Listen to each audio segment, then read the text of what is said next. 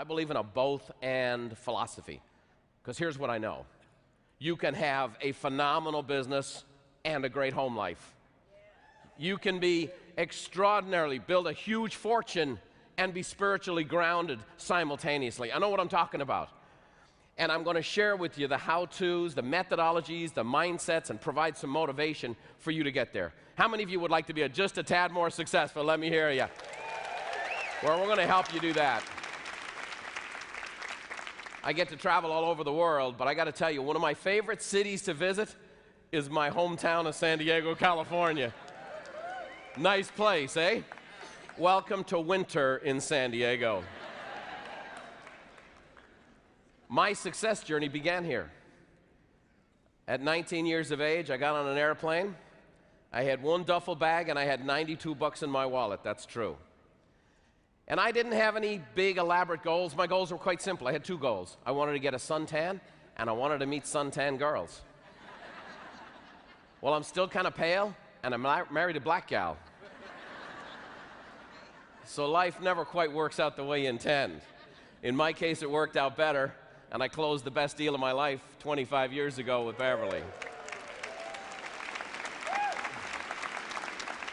6 kids and a whole lot of fun later.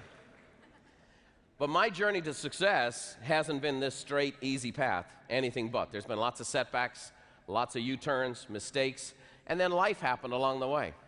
I was just a couple of months in the country, and I got in a very serious motorcycle accident right here in town. I was in and out of hospital over the course of the next 2 years.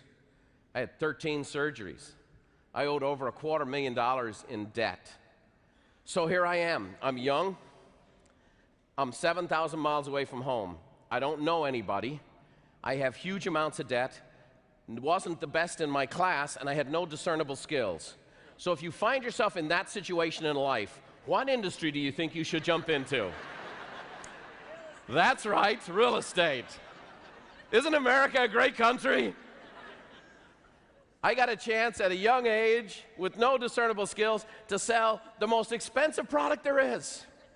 And a product that's such a big deal to people when they buy it. A place where it's not just their house, it's their home. They raise their families. They spend their spare dollars on the weekends. They fix up their homes and decorate it to their own style and personality. So I dove into the real estate business, really didn't know anything, and the real estate industry in the 80s was really all about the hard sell. Cold calling, door knocking, for sale by owners, expired listings, get in people's faces.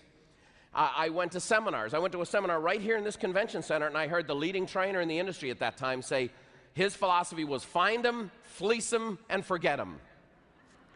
And I thought, wow, I can't do that.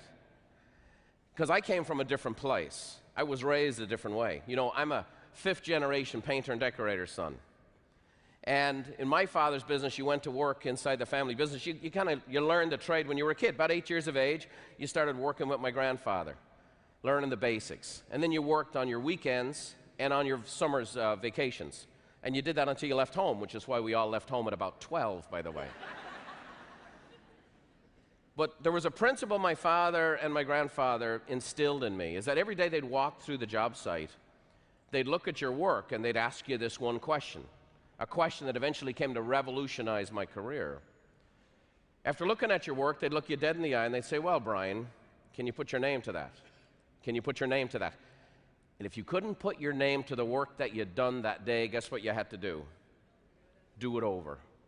You see, my father and grandfather knew this, that if we served the customer in such a way that we exceeded their expectations, they would then exceed our expectations and send us more customers. Does that make sense? So here's what I did. I took those old world principles that my father and grandfather had handed down to me and applied some new school sales and marketing principles and put them together and built myself a heck of a business. Here's a picture of me and my dad, him with the paint and sign and me with the Buffini and Company sign, because these principles still carry on today.